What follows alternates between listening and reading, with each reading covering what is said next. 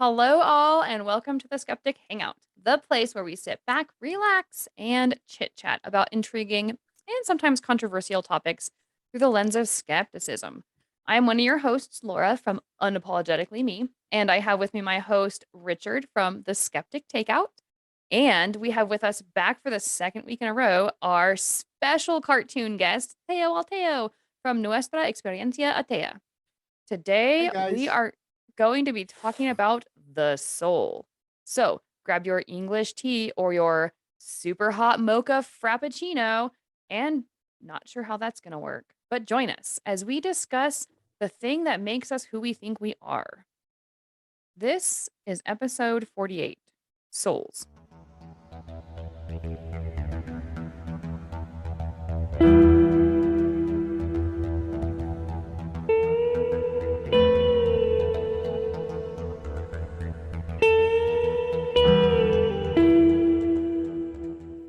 So, gentlemen, souls. Do we have one? Do we not have one? What even is a soul? Let's talk. Ooh, one of my favorite episodes from the ACA, and that I actually had to translate it to Spanish because I loved it, is when Shannon Q, she talks about how our brain works and how we know not everything, but we totally understand how our emotions work, how we see things, how our personality can change with an accident, what our neurons do in our brain in order to make us work.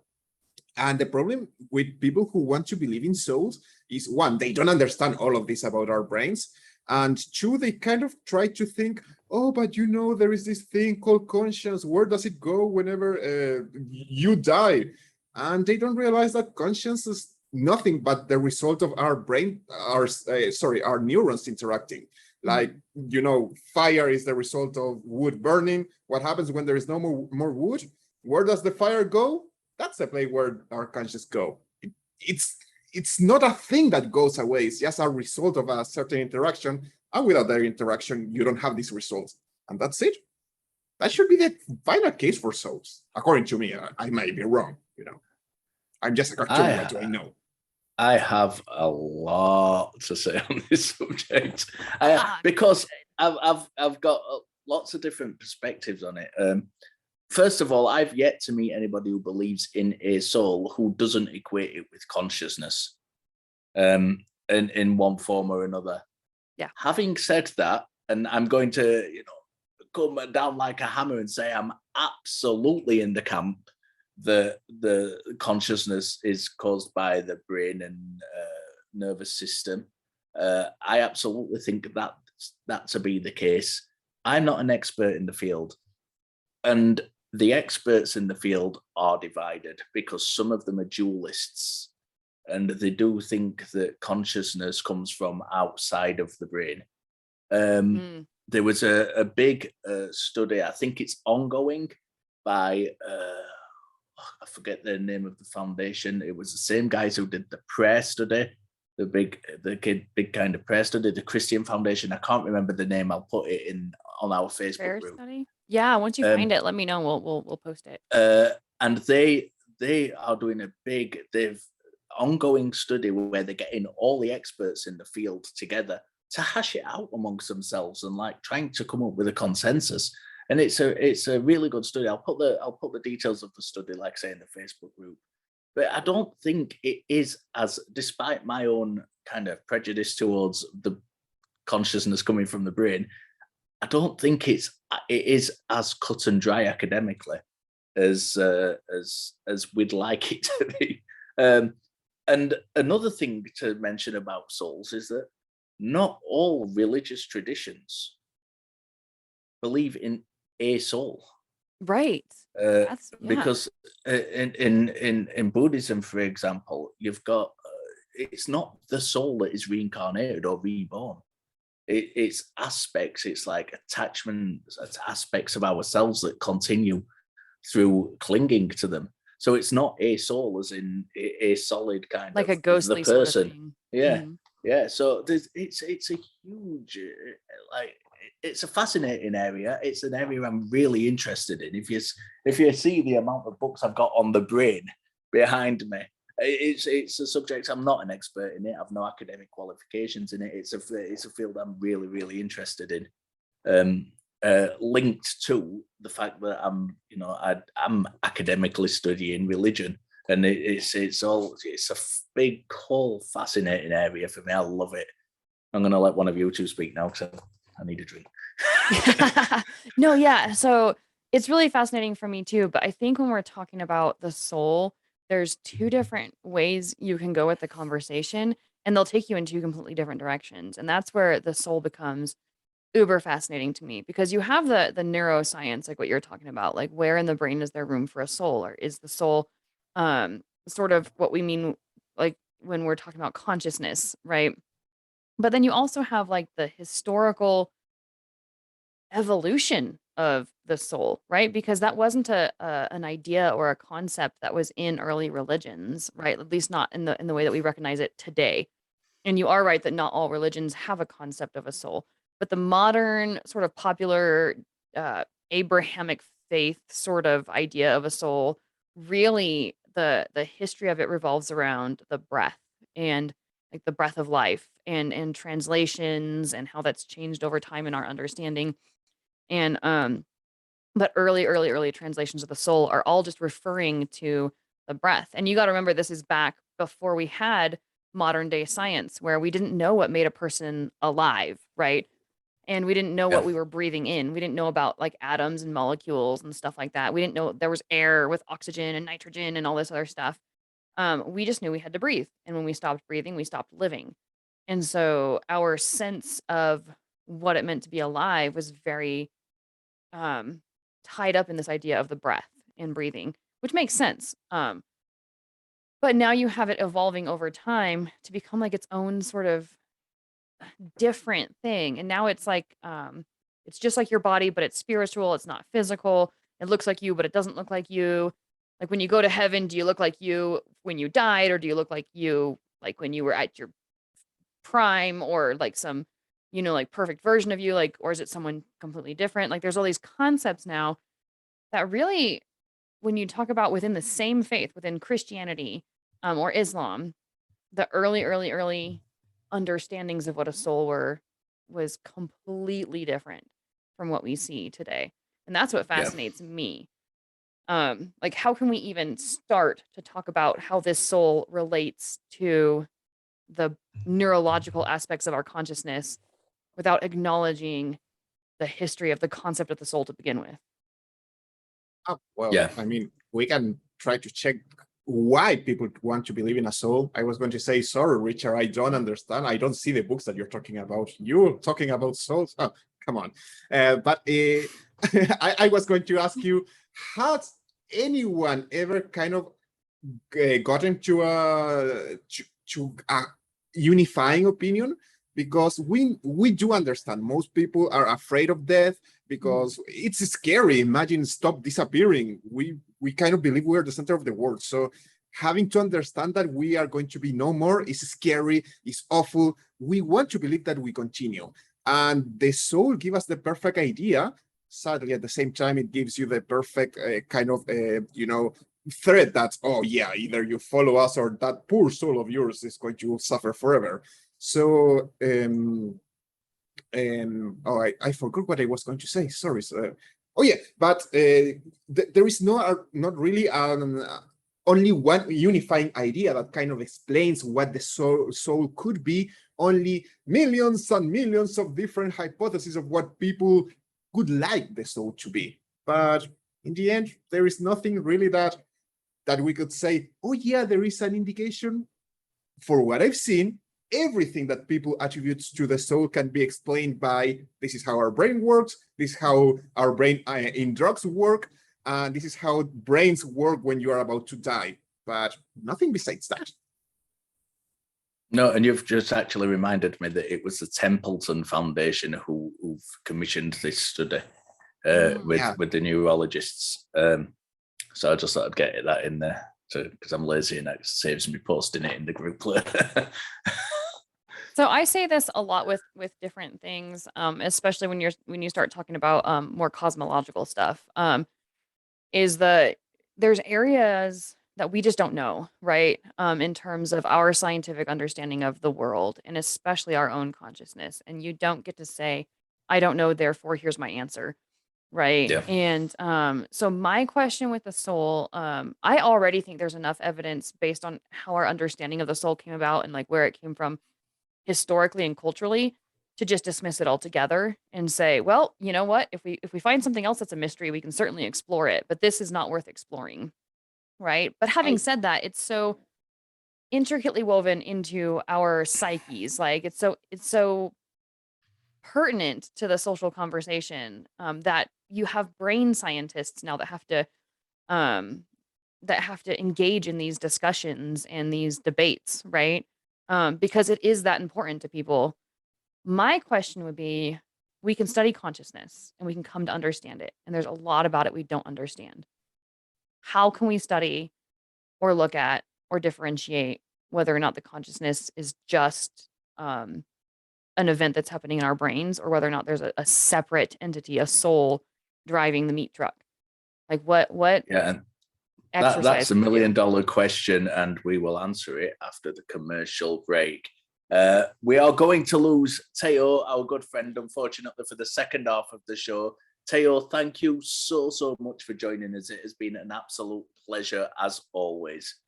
Yes, I thank you almost feel like so this episode doesn't count as having you on an episode because you're not here the whole time. So we will have you on again to make up for you having to leave early, but I know you have a time schedule to keep too, and I really appreciate that you took the time to stay with us right up until the last second. So thank you for joining us. Thank you guys for inviting me, and I really appreciate you for having me here. So thank you so much. Have a wonderful time. And I would say we do have almost more than enough information to totally dismiss the soul, but I'm going to Yes, keep so we'll have watching to do a later. follow-up episode with you. Yeah. All right. Thank you Well, guys. You're enjoy your awesome. day and off to commercial break.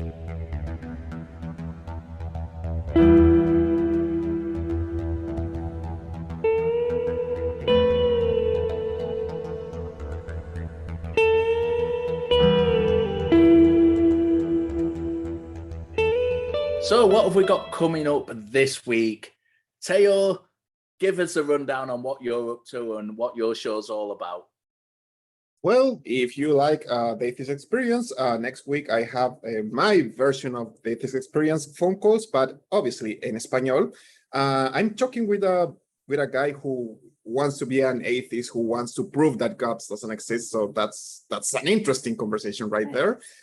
And then on Wednesday, I have my own version of the nonprofits, which I call Conversaciones Seculares. You know, you can get it, secular conversations, where we will be talking about a lot of issues coming that happens because of religion, but seeing them from a non-religious perspective.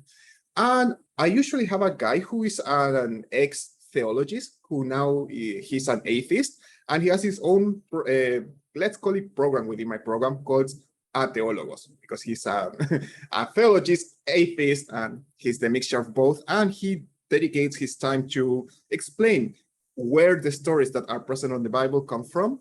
And he's preparing something very interesting for this Friday. So if you like those things, please check it out. Awesome. And I'll say the same thing I said last week. Like, even if you're not a Spanish speaker, if you'd be willing to put his stuff up on your social media, it will help get the word out. Just people passing it from one person to the next so that maybe it'll stumble upon the ears of somebody who is either just interested in his material or is in need of his material, because we just don't have a lot of Spanish content out there in the atheist community. So help spread the word. That'd be awesome. Yeah, that's exactly what we want, because Teo is fantastic. Me and Laura have both been on his show, both big fans of his. And yeah, just go and watch it. Just go and have a look and share him. Get the word out there for the Spanish speaking community. Right. So I have nothing coming up, Laura.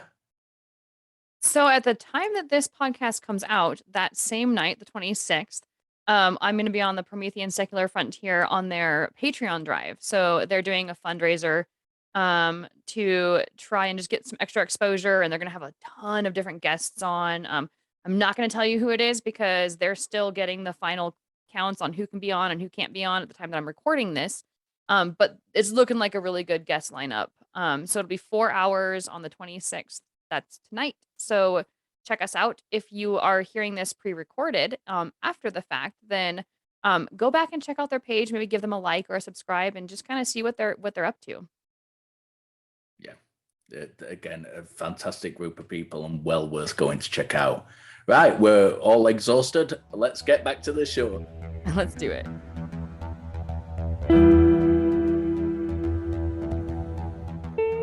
Okay, so welcome back from commercial break. We did lose Teo, but we have two very talkative little chatterboxes left. So I'm sure his presence will be missed, but I'm sure we have plenty to say on the topic. So with you and me specifically, we both have a specific interest, and that is not just academic in general, but specifically historical, like where things come from and where the concepts evolve. What are your thoughts on this? Like when we talk about God, like the neurological arguments of can we find a soul and stuff, and then I mentioned like, well, historically, like that concept grew out of something completely different, and like it's not like I we think discovered a soul. I agree with you. I think, if you have a look back at the earliest texts of the kind of Abrahamic faiths, God breathed life into human beings. From the beginning, it was, it's the breath of life. In Hinduism, it's the same. In the Vedic traditions, it's the prana. It's the breath of life, and it is what certainly for a long time that's what was equated. If you have a look at the early biblical texts, every time it mentions a soul, it refers to a man. It's as if you're saying that soul over there, and that's how they read. You can read the early books of the Bible, and they all do it. They all say that soul. When they refers to soul, it just says that soul over there, as though it's talking about that man over there. It's not talking about an internal kind of spark or life force or energy that somehow can leave the body and go to heaven or hell, which are of course themselves later concepts in the Abrahamic faiths. That's yeah, we take for granted how new the concept of heaven and hell is, and even how new the modern day Christian concept of the way salvation works is, because it wasn't so pretty and peaceful and lovely in the beginning of Christianity. It was very much like you fall into line, period, right? Whereas now it's kind of like, well, as long as you believe in Jesus, I want to take this a little bit away from, surprisingly, probably, I want to take this away from religion a little bit and talk about kind of soul belief in general, because certainly in Britain, and I know in the US and a lot of other countries as well, there's beliefs in people believe in kind of ghosts and spirits and things that don't have religious affiliation with them. So, that's true. and those beliefs again are slightly different to the kind of mainstream religious ideas. The beings of light and the opening heavenly doorways for your departed to pass through, and it's all very kind of whimsical. I think. Yeah, it's interesting because a concept will start in one place and it'll have a specific meaning to that group of people, but then it kind of evolves over time to become its own thing, doesn't it? So like the soul became things like ghosts and spirits and stuff like that. And so now you can be completely you can be an atheist and still believe in ghosts, like still believe that there's something supernatural or beyond physical out there. I think being skeptical makes that a little bit more difficult because it's like, well, okay, describe that. Like, what is that? And how do you know that it is actually a thing? But to a lot of people, it seems to me that to them it's more common sense. Like, oh, well, ghosts are just a thing, or the soul is just a thing, right? But still, where did they get that concept of the soul? Where did they learn it? Where did it come from? Yeah. Why do they even think about a soul? Right? There's concepts that I've never been subjected to that I will never think about. It will never come to mind. It will never be something I ponder. Because I don't have that exposure to it to begin with. So where did they learn what a soul was or the concept of a soul in the first place? And if you go back, it's always like a past belief, a previous belief. And we can take religion out of it and just call it cultural belief. I'm completely comfortable with that because I think there is a lot of blending between what's cultural and what's religious. But like I had that with my concept of a God. Like when I left religion, I was like, yeah, but there's still a God out there. And it took me finally reflecting on where did my belief in a God come from? It only came from Christianity. My original belief that there was a God out there only came from what Christians told me, right? And from Christian teaching. It didn't come from any other religion in any other place. And if I'd already rejected Christianity, why am I, and I then also rejected Islam, why am I holding on to the God belief that I wouldn't have had in the first place if it weren't for those religions?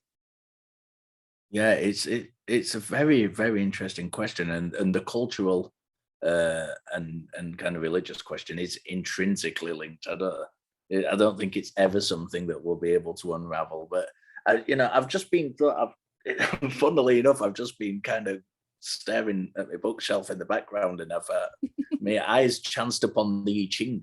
And that's another variation as well. Some of the Taoists believe that the human beings physically were immortal, and Ooh. that we could live forever, literally forever in these bodies. And that's another concept of the soul, which is different again. And I think whichever way you kind of, as Teo said, whichever way you unravel it, it's it's a pretty dead concept Hmm. if you look at it, from all avenues and all perspectives. Um, the experts, as I said earlier, neurologically aren't decided. There isn't a consensus on the matter. It's a new field. It's an exciting field, Mhm. uh, but it's the for me the concept of a soul residing in your body, which leaves your body and goes somewhere when you die, it's a dead concept. I just I cannot fathom how, when you look at everything which we have at our fingertips to kind of to access, the different traditions, the different religions, the different developments of those religions, the different development of psychology and neurology, Right. and Yeah. and all of it together, it just paints a very damning picture for our Western traditional concepts of the soul. Among other things, but isn't it interesting that, like, it still persists so strongly, though? Like, you say it's a dead concept, and I would think that academically, I agree with you. I think that if you're looking at it from any sort of scientific, historical, academic perspective, there's just not much meat to it. It's not even worth really debating over other than, like, to discuss as a cultural concept, right? Like, "Oh, these Yeah, people used to believe in lightning gods. Well, this other culture over here called America used to believe in a soul," right? Um, but yet, the vast majority of people around the world believe in something like that. And I yeah. don't know why some of these concepts that seem so silly or rudimentary to people who have really reflected on them or looked into them can seem so real and vibrant and pertinent to.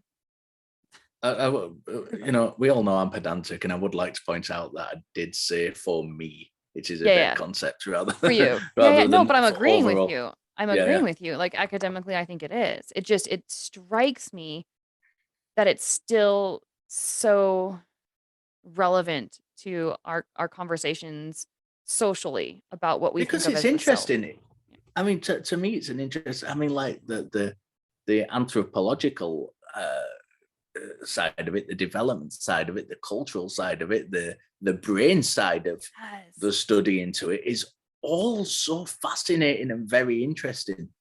And th- there are people out there who believe it's is the kind of traditional Judo Christian concept without all an interest in all those things. Are happy just to accept it, and that's where our old friend skepticism pops in and rears its head, and you can apply it.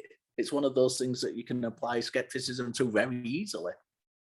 I love that you say that because the concept of the soul in the first place, like we've talked about its sort of history from this general concept of the breath being important and stuff like that. And then it became a soul, which was an entity that kind of drives us, right? It's separate from our bodies, but it animates our bodies, but it can leave and it can be reborn, or maybe it goes to heaven or whatever. All of those concepts were pre-neuroscience. Like, we knew Yeah. nothing about the brain.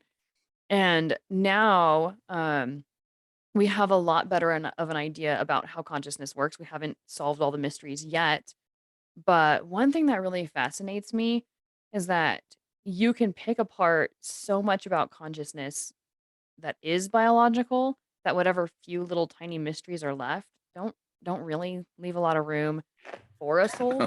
Like you talk about traumatic brain injuries, right? And how you can change a person's behavior or their wants or their likes or their abilities, like people who become savants in different ways, like being able to play piano or whatever after a traumatic brain injury. We have documented cases of drastic personality and ability changes when people undergo brain trauma. And they've There also is an awesome book. Sorry for interrupting you, but I need to plug this book. It no, is go a for it. slog. I am not going to lie. It is a hard read. It's by a neuroscientist, a neurosurgeon, I think it was, called Antonio Damasio. And it's called The Feeling of What Happens. And it's literally got case studies in of people who've got brain injuries or had brain surgery. And it's completely affected the personality and the behaviors, and it's a fantastic book. I highly recommend it if you don't mind a bit of a hard read. It's a I'll put a link fantastic of it book. up on the description. Yeah, I just wrote it down. And I might even check it out. That sounds fascinating. Um, sorry, I didn't mean to cut you off. I just got so excited. It's okay, I cut you off. Oh, perfect. Okay, well, I'm gonna cut you back off and take the conversation back. Because you even have subtle stuff, right? So like I recently was going through a very depressive and high anxiety period and trying to figure out what's wrong with me. And I was literally asking my husband the question, what is wrong with me? What is, and of course he's not a doctor. He's like, I don't know, but what can I do to help? Right. Went to the doctor and vitamin D. Like that was it. Right. Like Yeah. that was it. Like I still have all the same stressors. So life hasn't improved or gotten any better or worse. Right. The things that are bothering me or that I need to work out or work on are still there, but I'm able to regulate my emotions just by taking a vitamin D pill, right? And there's a lot of reasons for that, right? It was a very smoky summer. There's been a lot of COVID and staying inside. A lot of our habits have changed since COVID and since the wildfires in our area. Yeah, there's all these different reasons why I have not been getting enough vitamin D, but that's one chemical, one, Yeah. and it dramatically altered how I feel and what I thought, right? In my experience as a person.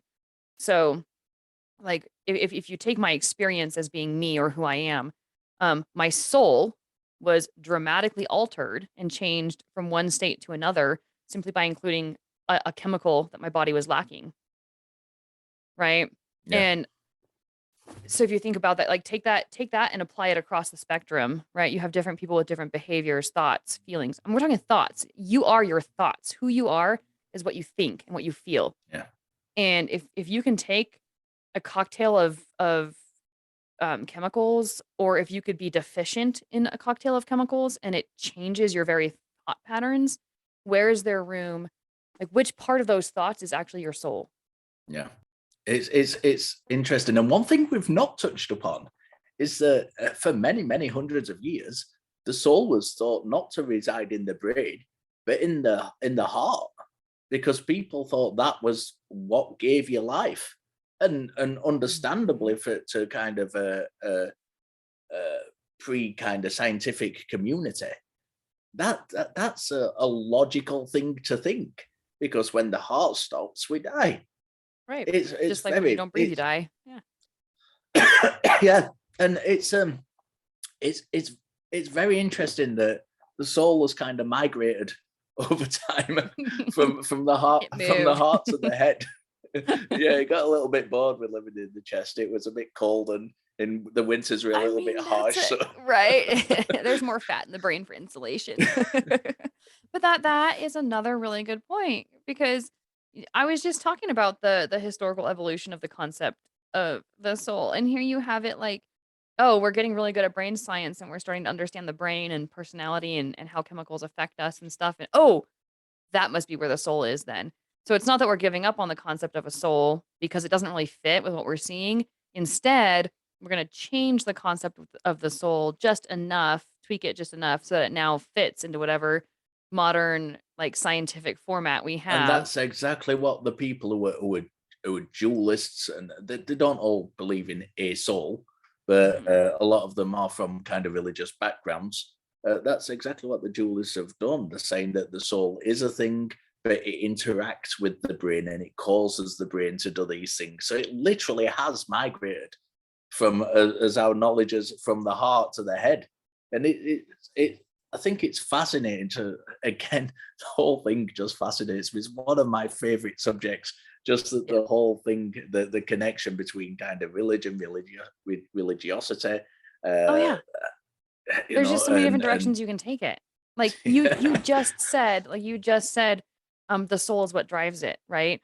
That's a whole conversation in and of itself. Like now you're talking about getting into philosophy, because we've already acknowledged you can't really show that in religion necessarily, which doesn't matter at all, but you also can't show it scientifically, like with neuroscience. But that becomes a philosophical discussion. And what fascinates me is I'd want to get that person on and talk to them and say, think, okay, you're making a truth statement, but that's the claim. That's not the truth, right? Like you're saying, well, there is a soul that's driving it.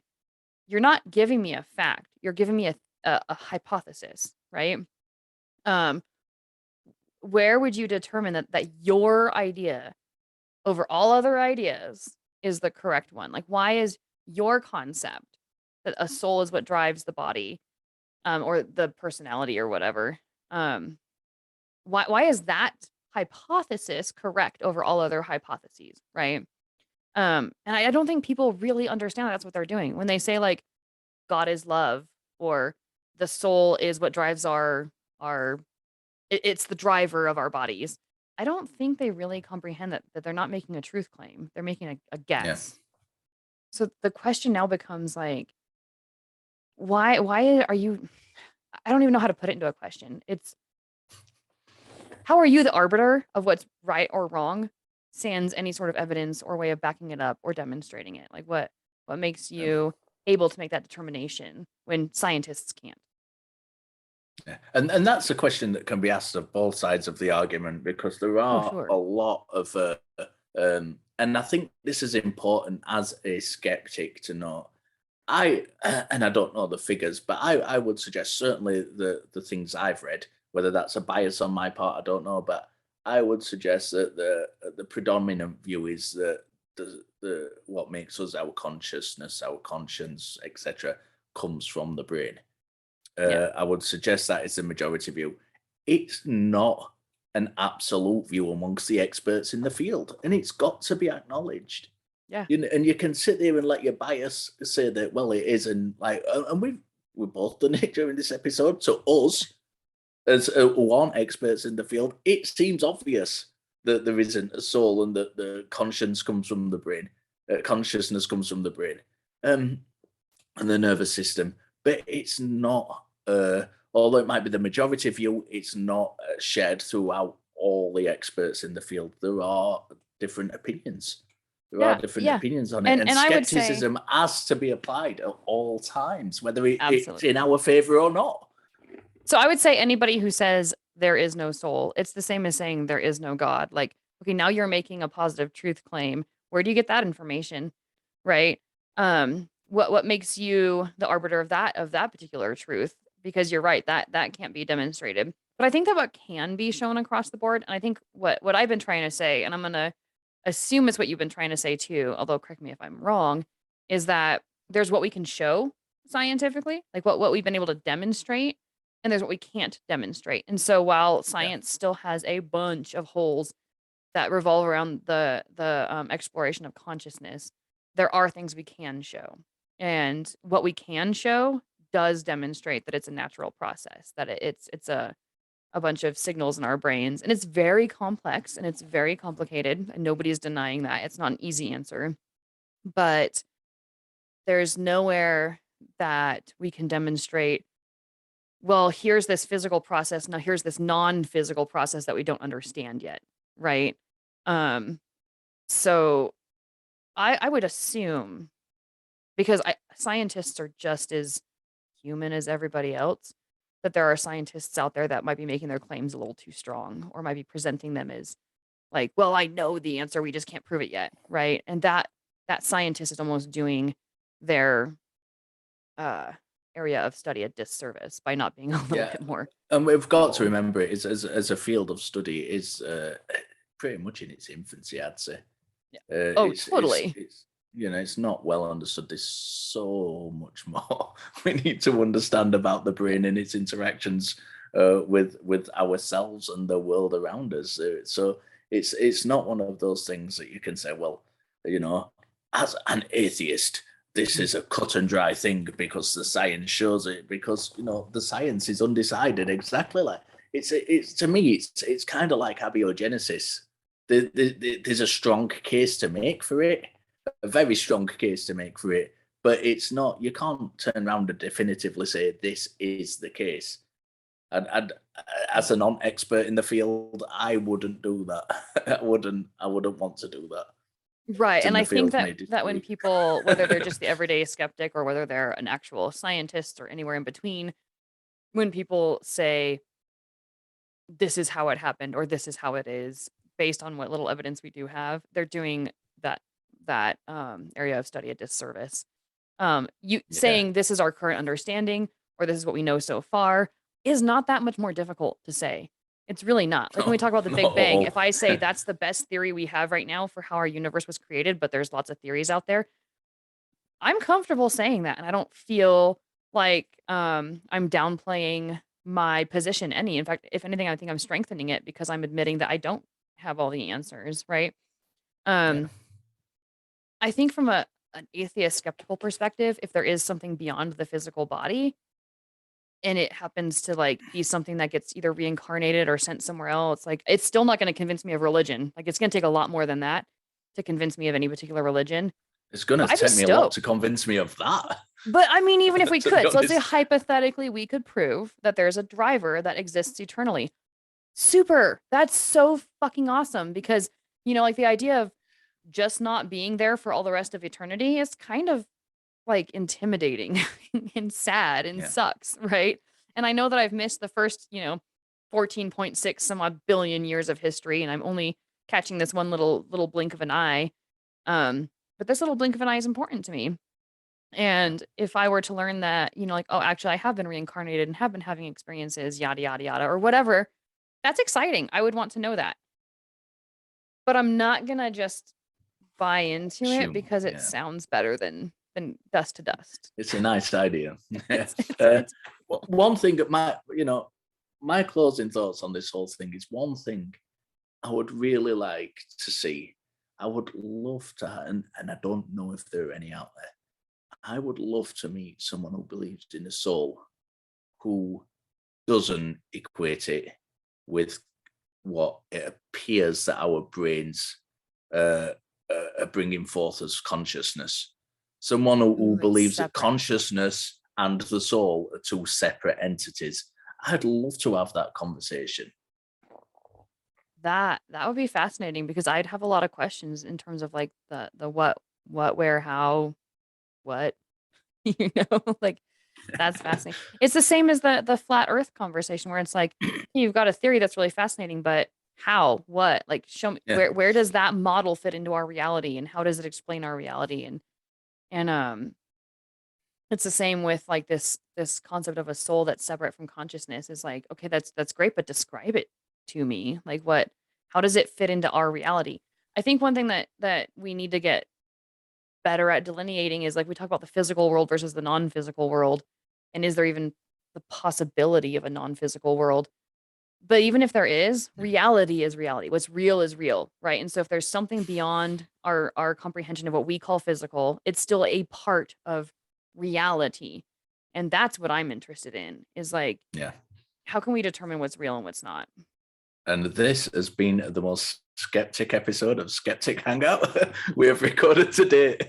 Yes, I nailed it. No, I've really enjoyed this conversation, and thank you all, you listeners, for listening in. I was really excited to have Teo join us for the first half. I'm kind of bummed he couldn't stay for the whole thing because I know that he had a lot of cool stuff to say on souls, from what we talked about before the show. So we'll have to have him on and do a little retake. But jump into the Facebook. Tell us what you think, guys. Ask us your questions or put forth your theories, and let's all have a discussion. But I second Gilliver's. If you're the the person that believes in a soul separate from consciousness and you can sort of demonstrate that or have an argument for that, I want to hear it. Like I would love to know. And let's engage in that conversation. But that's it for today. So thank you all for joining us and we will catch you next time. Bye. Bye.